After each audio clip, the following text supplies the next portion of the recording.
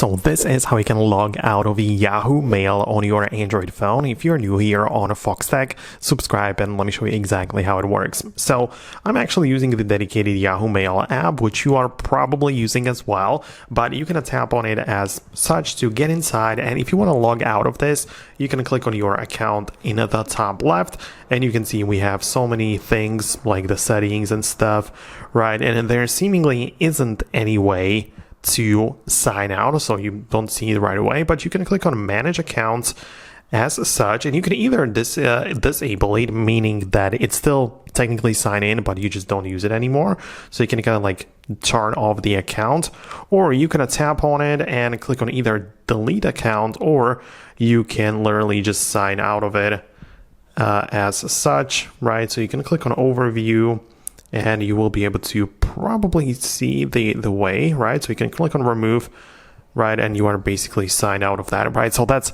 essentially, you don't click on a sign out, but as you can tell, you click on remove, then that's how you can get to the main screen like this. I guess that's the reason why people don't really find that, because there isn't seemingly any sign out button or log out button, but only the remove button. So I hope it helps. Let me know your thoughts and opinions below.